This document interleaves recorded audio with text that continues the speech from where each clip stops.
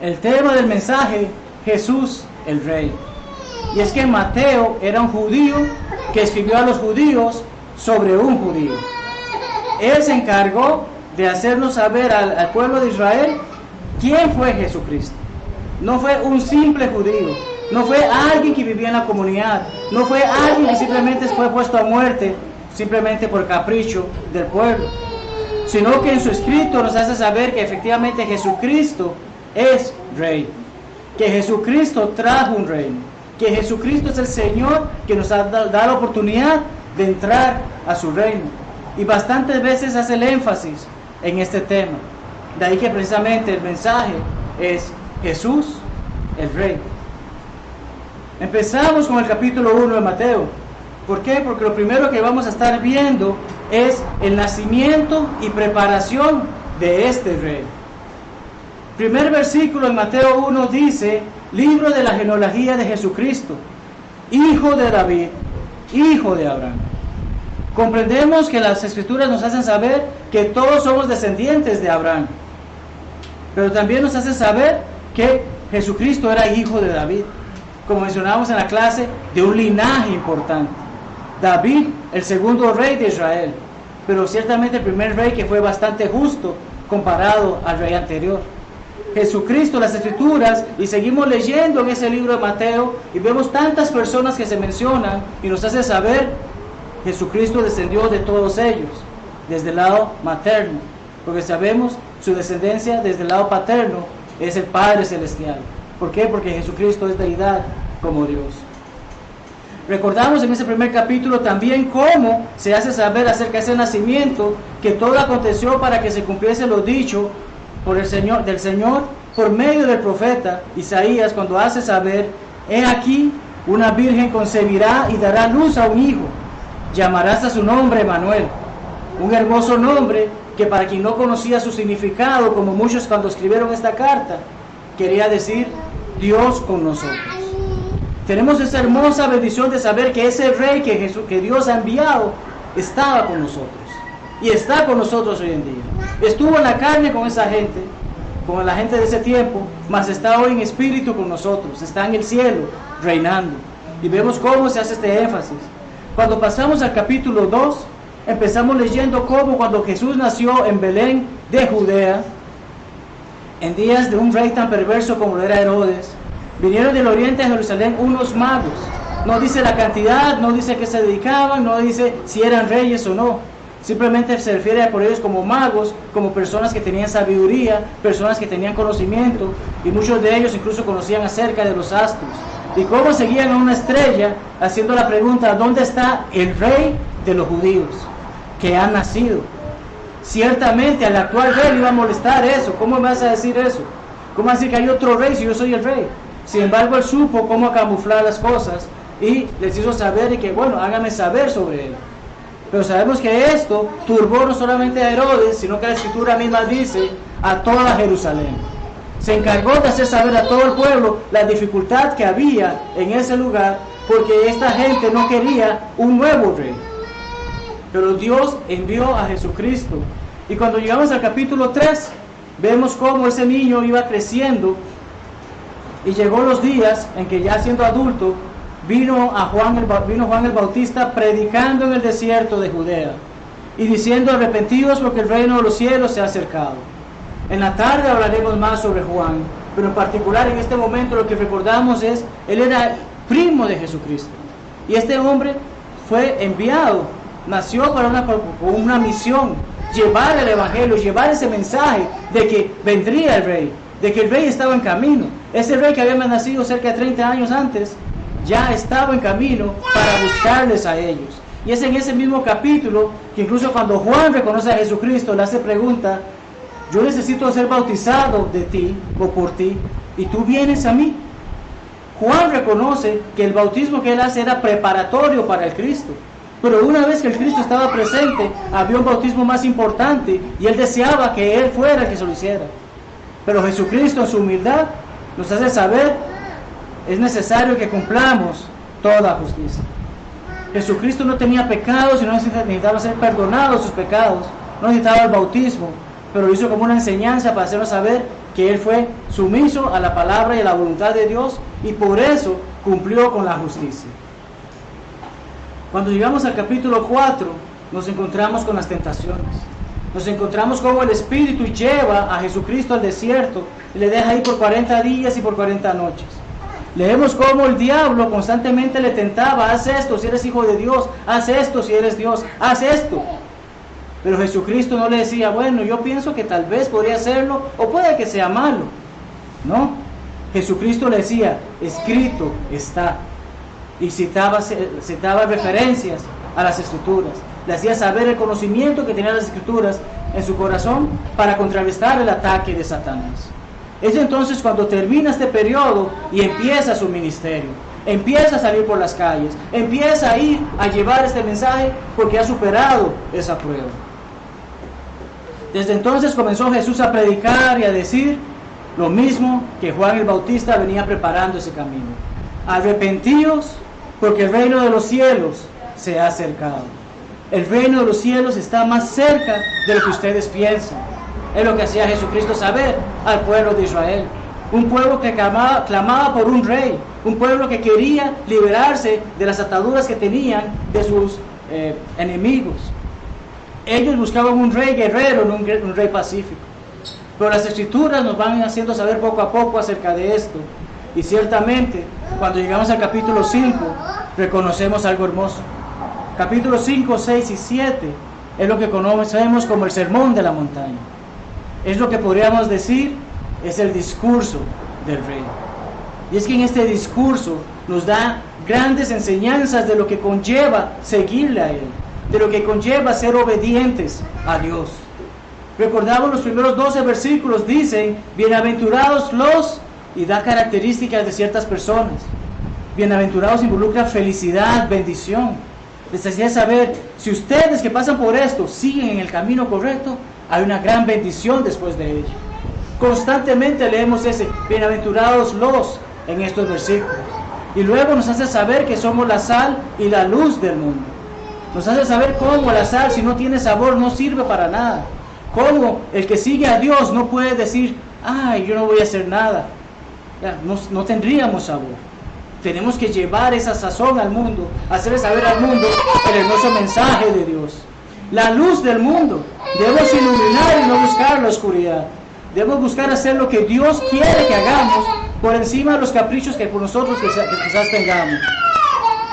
Pasamos al capítulo 6, porque dice: vosotros pues oraréis así. Jesucristo no nos está dando un mandato que debemos decir palabra por palabra lo que esa oración dice, como en el catolicismo se enseña, o simplemente decirla porque alguien me pidió que la dijera. Él lo que nos está enseñando en ese momento es a orar. Nos está enseñando: esta es la oración modelo. Empiecen la oración haciéndole saber al Padre que Él es más importante que nada. Y continúen la oración de esa manera. Y en otras Escrituras se nos hace saber que es precisamente gracias a Jesucristo que tenemos la oportunidad de comunicarnos con el Padre.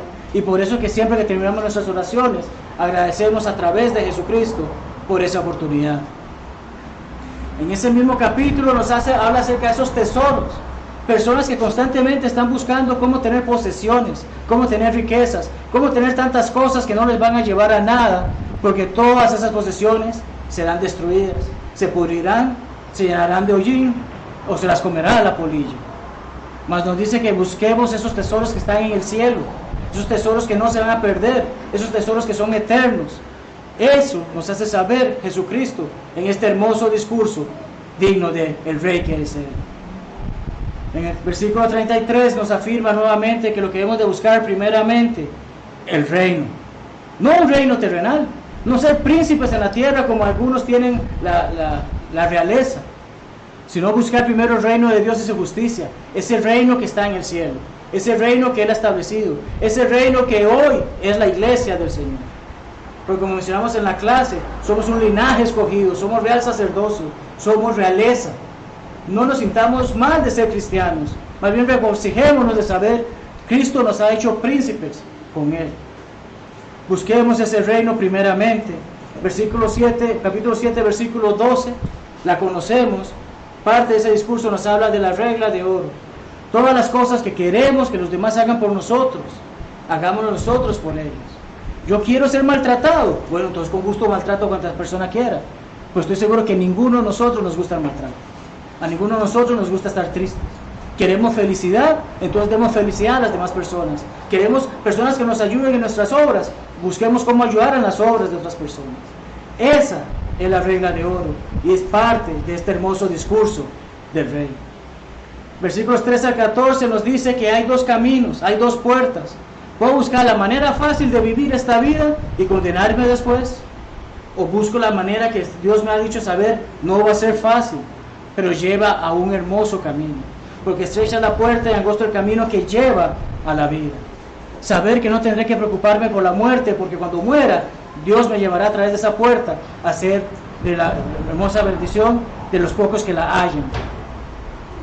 Entonces, hermanos, hemos hablado del nacimiento, la preparación de este rey, y acabamos de ver un discurso de este rey. Pero cuando llegamos a capítulos 8 al 9, comenzamos a ver el poder de este rey. Comenzamos a ver todas las obras, todos los milagros, todas las señales que nuestro Señor hizo, demostrando, no soy cualquier persona. Ciertamente soy Dios en la tierra, mas su humildad no le hacía ver, digan que yo soy Dios. Él simplemente servía, y vamos a ver unos pasajes de estos capítulos que nos ayudan a comprender mejor esto. Mateo 8, 8 al 10 habla de un centurión. El centurión no era judío, ciertamente no era cristiano porque aún no se había establecido la iglesia. Pero este hombre, en su lugar de autoridad, comprendía, si yo le digo a mi empleado, ve a hacer esto, él lo va a hacer. Si le pido a mi soldado, vaya y haga esto, él lo va a hacer. Y sé que tú eres, Señor. El centurión afirma, sé que tú no eres cualquier persona. Sé que lo que tú dices se hace. Por favor, ayúdame. A eso hace el centurión. Y qué hermosas las palabras de Jesucristo que le hace saber, de cierto os digo que ni aún en Israel he hallado tanta fe. Hombres que decían trabajar para el Señor, hombres que cuidaban del templo, hombres que ejercían sacerdocio. Jesús les hace saber, que no es ninguno de ustedes ha demostrado más fe que todos ustedes. ¿Por qué? Porque Él buscó y comprendía, Él es el Señor, Él es el Rey. Dejemos de buscar reyes en la tierra, Él es el Rey que debemos de servir. Continuamos viendo acerca de su poder, porque nos hace saber en el capítulo 9, versículos 2 al 13, a oír esto Jesús les dijo, los sanos no tienen necesidad de médico, sino los enfermos. ¿Qué persona estando sana va a la clínica? Tal vez para visitar a alguien que está enfermo, pero no va, es que quería ver el doctor porque quería ver que estoy bien. Nadie hace eso. Cuando buscamos un médico es porque necesitamos que nos ayuden en nuestra salud. Jesucristo lo afirma de esta manera y les hace saber para que comprendan, misericordia quiero y no sacrificio. Recordemos cómo Saúl desobedeció a Dios porque quería dar más sacrificios. Dios le dijo, haz esto, y Saúl decidió repetir algo. Y Samuel le hace saber, no era esto lo que Dios quiere. Dios lo que quiere, no quiere el sacrificio, quiere tu obediencia. No he venido a llamar a justos, sino a pecadores al arrepentimiento. Aquel que hace la voluntad de Dios está en lo correcto, Dios no tiene nada que pedirle en ese momento. Jesucristo, tú estás bien, haces las cosas bien, sigue en el camino correcto. Pero si estás mal, entonces arrepiéntete. Eso fue lo que Él vino, era parte de su poder, era parte de su obra. Versículos 35 al 36 decía que recorría Jesucristo todas las ciudades y aldeas, enseñaba, predicaba, sanaba. Y al ver a las multitudes, tenía compasión de ellos. Es otra parte de su poder. Dentro de su humildad, dentro de todo lo que Él podía hacer, Él comprendía, la gente necesitaba de Él. La gente necesitaba conocer que efectivamente Dios cuida de sus hijos. Y así hacía, porque estas personas andaban desamparadas y dispersas, como aquellas ovejas que no tienen un pastor que cuide de ellas. La desesperación que Él veía en las personas le causaba esa compasión para ejercer su poder sobre ellos, en ayudarles en toda manera que fuese posible. Y seguimos avanzando en este libro de Mateo, porque ahora vemos que hay unas instrucciones que Él da. Instrucciones que el rey comparte a sus súbditos, si se puede decir. Los capítulos 10 al 17 nos lleva constantemente a ver enseñanzas que Él da, hagan esto. Capítulo 10, versículos 5 al 7. Ya había escogido a esos 12 hombres de los que hablábamos temprano. Los había escogido y les había dicho, vayan a hacer esto. Les da esas instrucciones diciéndole, no vayan por el camino de los gentiles. Ahorita no era el momento para llegar al gentil con el mensaje de salvación. Tampoco vayan a la ciudad de samaritanos, porque a pesar de que son judíos de a medias, judíos no puros de sangre, aún no hay momento, no es el momento para que lleven el mensaje. A quienes necesitaba Jesucristo que llevara el mensaje en ese momento, era a las ovejas perdidas de la casa de Israel. A cada uno de aquel que proclamaba ser judío, pero estaba apartado del verdadero significado del pueblo de Dios. El reino de los cielos se ha acercado. Judíos, comprendan, el rey ha venido, el rey está aquí cerca. Hagan lo que sea necesario para estar con el rey. Ese es el mensaje que Dios le da a los apóstoles, perdón, Jesucristo le da a los apóstoles para que lleven, como hemos leído estos pasajes. Ese capítulo 28 les debe saber que no teman. Ya, aquel que mata el cuerpo solamente, pero el alma va a ir. Si hacemos la voluntad de Dios, no debemos de temer a dónde va a ir nuestra alma, porque sabemos que tiene un lugar. Sin embargo, a quien debemos de temer es ciertamente al que mata no solamente el cuerpo, sino también tiene el poder para matar el alma, que puede mandarnos a condenación, que puede mandarnos a perdernos eternamente. A ese es al que debo temer. Pero lo que le están haciendo los apóstoles, vayan, lleven este mensaje y no teman lo que la gente le haga, ustedes lleven el mensaje. Dentro de un par de semanas tenemos esa campaña, tenemos que tener ese valor, no voy a temer, vamos a ir y apoyar y buscar cuantas personas se pueda para darle la invitación de que venga y conozca la palabra de Dios. Eso es parte de las instrucciones que el Señor da. Capítulo 11, al oír Juan en la cárcel, hablando de Juan el Bautista, mandó a preguntar, ¿eres tú aquel que había de venir o esperaremos a otro? Más que fuese una duda, una incertidumbre de Juan el Bautista que le había bautizado, era más bien para que sus discípulos vieran, este es el hombre que hemos estado hablando, es el hombre que hemos estado esperando, es ese rey que Israel necesita. Id y hacer saber a Juan las cosas que oís y veis, cómo hemos hecho milagros, cómo hemos hecho señales, cómo hemos predicado. Háganle saber y él comprenderá, efectivamente soy el que él piensa que es. Mateo 12, 35-37, el hombre bueno, del buen tesoro del corazón, saca buenas cosas. Recordamos que no es el corazón que bombea sangre, sino la mente que Dios nos ha dado para ponerla en uso. El hombre malo del mal tesoro saca malas cosas. Mas yo os digo que toda palabra ociosa que hablen los hombres, de ella darán cuenta en el día del juicio. Cada mala palabra con un mal sentido, cada palabra que hemos utilizado de una manera incorrecta, nos será contada en el día del juicio. De ahí que el cristiano necesita moderar la forma de hablar. No solamente es dejar de decir palabras sucias, es pensar antes de decir las cosas, porque esas palabras pueden llegar a causar que alguien se aparte de la iglesia, que alguien no quiera buscar a la iglesia por culpa de algo que salió de mi boca. Y como tal, esas palabras me serán contadas en mi juicio, porque por nuestras palabras seremos justificados y por nuestras palabras también seremos condenados. Continuamos con esas instrucciones, porque Mateo 13:3 nos habla, en todo ese capítulo nos habla de parábolas, nos hace saber, y muchas cosas por parábolas explicaba, les daba una historia terrenal con un significado celestial, para que las personas pudiesen comprender, este es el propósito que Dios tiene para cada uno de nosotros. Enseñen de esa misma manera, lleven ese mensaje. Capítulo 14, saliendo Jesús, vio una gran multitud, tuvo compasión por ellos. Los discípulos decían, mándenos a la casa para que coman, porque ya es tarde. Jesucristo les dice, no, aliméntelos ustedes. No tenemos comida, ese no es el problema, Jesucristo se encargó de proveer para esos 5,000. Cristo nos está enseñando, nos está dando la instrucción, cuidemos, tengamos compasión por los demás. 28:31, si eres tú, manda que yo vaya a ti sobre las aguas. Recordemos, Pedro tenía mucha fe, pero así mismo perdía la fe rápidamente. Comenzó a caminar en el agua, tuvo miedo y se cayó. ¿Y cuál es la respuesta de nuestro Señor? Hombre de poca fe, ¿por qué dudaste? No podemos ser bajos de fe. No podemos tener una fe que no es verdadera. Eso es una de las instrucciones que Él nos está dando. Creemos en Jesucristo, mantengámonos en Él. Que la vida es difícil, sí, pero Jesucristo es más fuerte que todo lo que nos afecta en la vida. Capítulo 15, versículos 10 al 11. Oíd y entended. Hermanos, no venimos aquí para sentarnos a escuchar por media hora y ya se nos olvidó lo que hemos escuchado. Venimos para poder practicar y escuchar la palabra de Dios, ser predicada y ser enseñada, poder aprender qué es lo que Dios quiere que hagamos. Así que no se trata simplemente vengo, escucho y me fui. O mejor dicho, vengo, oigo y me voy. Se trata de que lo que estoy escuchando realmente cale en mi corazón y pueda hacer la voluntad de Dios. ¿Por qué? Porque tal como él dice, el alimento va a ser deshecho en algún momento, pero el alimento entra por la boca. Pero lo que sale de la boca, que son mis palabras, tienen que edificar, no deben de contaminar. La lengua ciertamente es un arma difícil, Santiago 3 nos hace saber sobre eso, pero debemos de comprender que lo que sale de mi boca debe ser para edificar y no para contaminar.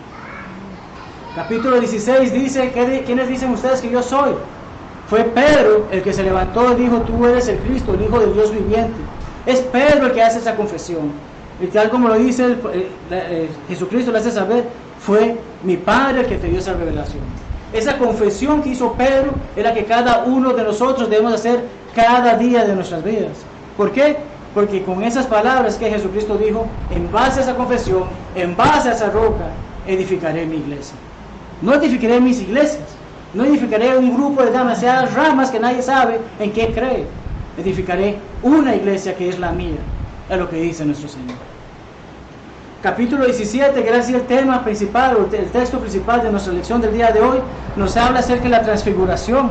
Nos hace saber cómo Jesucristo llegó a un punto en el que los que estaban con él, que eran Pedro, Jacobo y Juan, él llega y toma esa forma en que es básicamente una luz. Ninguno de nosotros hemos tenido esa oportunidad. Pero aparte de esa luz, llegaron a ver a Moisés y a Elías. ¿Qué da importancia a esto? En ese rey del que estamos hablando, Moisés, el hombre de la palabra, el hombre de la ley, el hombre que le dio la ley al pueblo de Israel, y Elías, uno de los más importantes profetas. La ley y los profetas estaban admirando a Jesucristo. La ley y los profetas hacían ver, Él es el rey. Y frente a estos testigos, llega a verse esto. Continúa y nos dice que Pedro aún hablaba, una voz del cielo, una voz de una nube sale, este es mi Hijo amado, en quien tengo complacencia.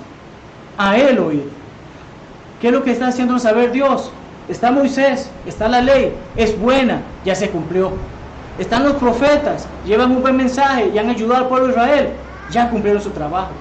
Ese mensaje ya no es necesario. El mensaje que necesitamos estudiar hoy en día, desde ese momento, es a Jesucristo. Es su mensaje, es su ley, la que debemos de enseñar. Versículos 6 al 8 dicen que estos hombres se asustaron, tuvieron temor, y Jesucristo les hace en su humildad, en vez de ser prepotente, que ya vieron, mi Padre acá sí, yo soy el rey. Él no se puso con eso. Jesucristo, ¿qué hace? Levántense y no teman. Y más adelante les dice, no digan a nadie la visión, aún no es tiempo para ello. Dejen que pase lo que tengan que pasar, para que entonces proclamen esto que ahorita nosotros estamos aprendiendo. Esto que el apóstol Mateo nos ha hecho saber en estos escritos, por el enfoque que tiene hasta que Jesucristo ciertamente es nuestro rey. Los asuntos del rey, capítulos 18 al 23. ¿Cuáles asuntos? Son las necesidades. Jesucristo enseña la humildad y el perdón. Él lo que quiere, lo que vino a hacer, los asuntos que se vino a ocupar eran los asuntos de su Padre, como había dicho aquella vez que estaba pequeño en el templo con sus padres terrenales. Pero nos enseña acerca de la humildad y el perdón. Mateo 18 nos hace saber que llama a un niño porque le habían hecho la pregunta, ¿quién es el mayor en el reino de los cielos? Y Jesucristo nos hace saber, sean como niños. No significa que seamos juguetones o traviesos. Lo que quiere saber, tengamos esa inocencia y esa humildad y esa pureza de corazón como los niños. Siendo como los niños, ciertamente heredaremos el reino de los cielos. Cualquiera que reciba mi nombre a un niño como a este, a mí me recibe. No les abandonemos, cuidemos, protejámoslos, ayudémoslos a que puedan seguir creciendo en un buen camino.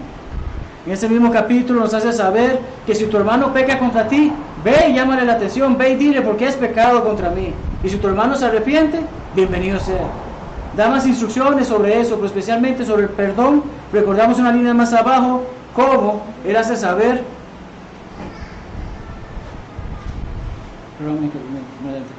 Como él hace saber, se le acercó Pedro y le dijo, Señor, ¿cuántas veces he de perdonar a mi hermano que peque contra mí? 7 veces. El Señor no le está haciendo una prueba de matemática. El Señor no lo está buscando como un ministro de economía. El Señor lo que le está haciendo saber es, pierde la cuenta de cuántas veces perdonaste a tu hermano.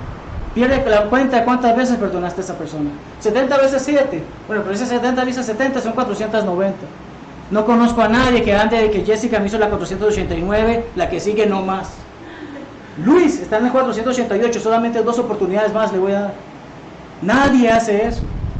Y si lo hace, no creo que esté muy bien de la cabeza. Porque está pensando más en la venganza que en el perdón que Dios nos enseña. La ley del matrimonio simple y sencillamente nos las hace ver y los hizo saber varón y hembra desde el principio. Parte de sus asuntos era hacer saber Dios estableció el matrimonio para que sea para siempre, no para que se rompa por cualquier cosa. La única salvedad, la mencionó, fornicación. Y ni tanto, porque si la persona que ha sido herida tiene la fortaleza de perdonar a quien le ha sido infiel, Dios dice, sigan adelante. Pero si en caso tal es tan hiriente, es tan profunda esa herida, déjenlo ir. Al menos saben, esa persona no puede rehacer su vida, pero la persona inocente sí puede. Pero Jesucristo aclara esto en base a que sus asuntos comprendan el matrimonio entre hombre y mujer. No entre tanta locura que se habló el mes pasado, porque era el mes del orgullo. Dios quiere hombre y mujer para siempre, de por vida, durante la vida. Él quiere que el matrimonio sea estable y que podamos enseñar a nuestros hijos para que busquen un matrimonio estable. No para que salgamos y digamos, mi hijo que decidirá cuando sea grande si quiere ser hombre o mujer, o si se quiere casar con otro hombre, si se quiere casar con una mujer, si es una muchacha. Dios no espera que enseñemos eso. Dios espera, demos la enseñanza de lo que es correcto ante los ojos de Dios. Entre sus asuntos también tenemos que habla de que aquel que se sienta más grande comprenda que tiene que ser un siervo primero que nada. Antes de ser el primero, sea un siervo. Porque Él vino para servir, no vino para ser servido. Y ciertamente si este es nuestro rey, con más razón debemos comprender, si Él vino para servir y no ser servido, con más razón nosotros tenemos que hacer eso. 23 al 24, capítulo 21, vino al templo. ¿Con qué autoridad haces esto? Con la misma autoridad que les hizo la pregunta. Primero respondan esto y después yo les digo cuál es mi autoridad. Ellos no pudieron responder. Él atendió ese asunto. Tengo autoridad, pero ustedes no necesitan saber cómo es esa autoridad, porque no pueden ni siquiera afirmar lo que les he enseñado y lo que espero que enseñen al pueblo. Capítulo 22, ¿de quién es esta imagen y la inscripción? Una moneda del César. ¿Y qué lo dice él? Al César lo que es del César, a Dios lo que es de Dios. Hoy estamos aquí dándole a Dios lo que es de Dios, porque Dios espera que estemos reunidos, escuchando su palabra, participando de la cena, orando, llevando alabanzas y también dando de lo que Dios nos provee. Eso es darle a Dios lo que es de Dios. Cuando estoy en mi lugar de trabajo, tengo que darle a mi empleador lo que él espera de mí, por lo que él me empleó, por lo que él me contrató. Cuando voy a un lugar y compro algo, tengo que pagar el precio que me dicen, porque es parte de eso. Pero como cristiano comprendo, lo que es del mundo, lo que tiene que ver con las leyes del mundo tiene que ver con las leyes del mundo, lo que es de Dios y su ley, es Dios y su ley. Jesucristo hace saber ese asunto. En este mismo capítulo habla acerca del gran mandamiento: amarás a Dios con todo tu corazón, tu alma y tu fuerza, tu mente. Amarás a tu prójimo como a ti mismo. En esto se completa todo el Antiguo Testamento. Eso es lo que Jesucristo llegó a hacer, manejar esos asuntos. Capítulo 23, ¿cuántas veces quise juntar a tus hijos como la gallina junta sus polluelos debajo de las alas y no quisiste? Pueblo de Israel, está el rey con ustedes, escuchen su mensaje, vean qué es lo que le está esperando. Al pueblo no le interesaba. Él vino a protegernos como la gallina protege a sus pollitos. Al pueblo no le interesó, ya que yo me voy por mi lado y hago lo que quiero. Eso es lo que él llegó a ver, esos asuntos, de hacerles saber, vine a hacer todo esto y aún así ustedes me rechazan. Nos acercamos al final porque vamos a hablar brevemente sobre el juicio que va a hacer este rey. El juicio, la orden que va a llevar a cabo, como nos hace saber en Mateo 24 y 25. Nos dice primeramente en Mateo 24, 1 al 10, cuando Jesús salió del templo y se iba, se acercaron sus discípulos para mostrarle los edificios del templo. Y él les responde, ¿veis todo esto? De cierto, cierto, os digo, que no quedará aquí piedra sobre piedra que no sea derribada. Jesucristo no solamente les hace saber, el templo en su momento será destruido y a la fecha no se puede volver a levantar. Él les hace saber que incluso nuestros cuerpos, que son nuestros templos, en algún momento moriremos, será polvo, no habrá más. Este cuerpo desaparecerá, pero el cuerpo espiritual, nuestra alma, que está bajo la voluntad de Él, seguirá adelante. Entonces Jesucristo les hace saber va a haber juicio. Va a haber un juicio general cuando pasan estas situaciones que vemos, mas va a haber también ese juicio celestial cuando se nos diga hacia qué lugar estaremos en la eternidad. 43 al 44 nos hace saber que así como si yo, como padre de familia, sé que fulanito se va a meter a robar a mi casa mañana a las 3 de la tarde, yo sé que voy a estar a las 3 de la tarde preparado con la policía para que no me robe. Pero nadie sabe cuándo el ladrón viene. Nadie tiene idea de cuándo él viene. Puede ser que ahorita estén metidos en la casa. Puede ser que estén dentro de una semana. Puede ser que nunca estén. Pero yo tengo que estar preparado. Es lo que Dios espera de nosotros. Y por eso nos hace también vosotros estar preparados, porque el Hijo del Hombre vendrá a la hora que no pensáis. Si viene Jesucristo ahorita, estoy listo. Si en este momento entra por esa puerta, cosa que sabemos que no va a hacer, porque se va a aparecer en el cielo, ¿estoy listo para irme con Él? ¿O estoy listo para que Él me condene? Es esa parte que tenemos que comprender acerca de ese juicio. En el capítulo 25, el reino de los cielos será semejante a, y menciona acerca de las 10 vírgenes. Tenían que estar listos. Acerca de los talentos, no es simplemente quedarme sentado esperando, es trabajar. Y continúa enseñándonos sobre eso, porque también nos llega a enseñar que va a haber un momento en que Él va a ser como el pastor, separa las cabras de las ovejas. El que está a su derecha está bien, el que está a la izquierda es el que está mal. Eso es lo que llega a enseñarnos acerca de ese juicio. Va a haber el momento en que Él nos separará en base a nuestras acciones. Vamos a ser justos y vivir con Él, vamos a ser como esos cabritos y serán condenados. Llegamos a los últimos 3 capítulos de este libro, porque la victoria es del Rey. Y hemos visto cómo Mateo constantemente nos ha hecho saber, definitivamente Cristo es Rey. Ese Rey establece una cena para hacernos recordar que Él es el Rey, para hacernos recordar lo que Él hizo. Tomad, comed, esto es mi cuerpo, bebed de ella todos, porque esta es mi sangre del nuevo pacto, por la remisión de los pecados. La cena, precisamente cuando la participamos de ella, tenemos en razón, Él instituyó la cena. ¿Por qué? Porque Él es mi Rey y Él me ha dicho, esto es lo que tengo que hacer. 26:36 dice que entonces llegó Jesús con ellos a un lugar que se llama Getsemaní. Y este hombre, antes de empezar esa batalla final, Jesucristo como hombre, antes de llegar a ese cruel momento, fue a orar.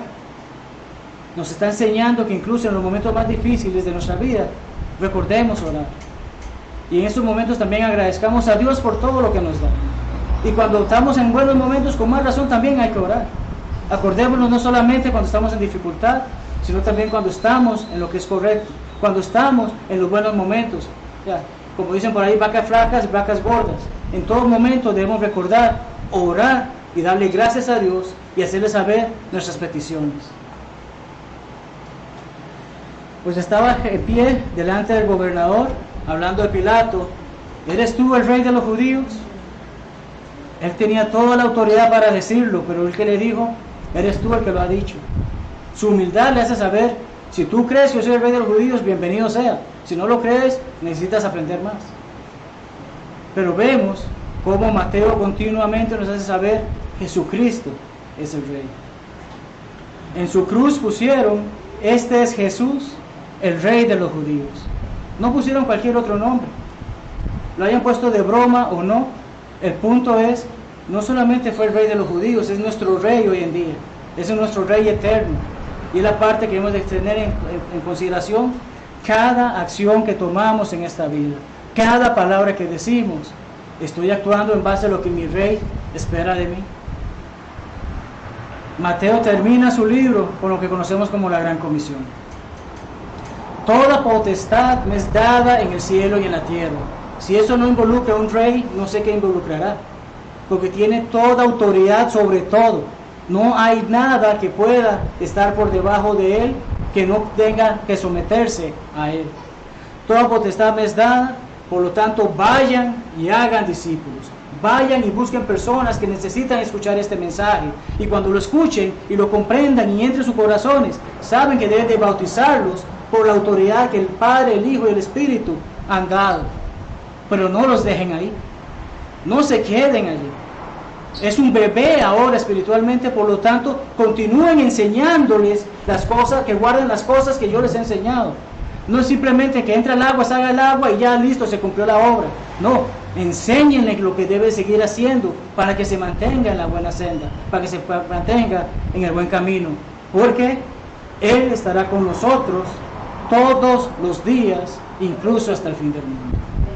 Qué hermosas palabras termina Mateo su escrito de la vida de Jesucristo, reforzándonos que efectivamente Él es el Rey de Reyes, Señor de Señores, que Él es el que está en autoridad, que es a Él a quien me debo. No necesito decir más porque ya hemos estudiado todo el libro en estos cortos minutos. Pero Mateo nos hace saber de ese Rey y nos deja, después de haber estudiado todo esto, con la conclusión de hacer saber esta respuesta en cada uno de nuestros corazones. ¿Quién es el Rey al que servimos? ¿Sirvo al mundo o sirvo a Cristo? ¿Hago la voluntad de Jesucristo? ¿Hago la voluntad de Dios? ¿O hago lo que me viene en gana? ¿Sigo a Satanás y vivo en vida de pecado? ¿O me amarro a la vida que debo de vivir como cristiano? ¿Sirvo a mi Rey o tengo otro Rey? Es lo que quiero que quede en la mente de cada uno de nosotros al salir aquí. Efectivamente Jesucristo es nuestro Rey. Pensemos en ello. Les invito, hermanos, a ponernos de pie mientras Jonathan pasa para dirigir el himno de invitación. Les pido que aún vez termine el himno, si desean oración para reconciliarse con Dios, o si desean obedecer el Evangelio y ser bautizados por el perdón de sus pecados, se mantengan de pie. Saben que nuestro deseo es que todos estemos en paz con Dios. Así que pongámonos de pie, hermanos, y Dios les bendiga ricamente. Este es el día que el Señor nos dio. Seré feliz y le adoro.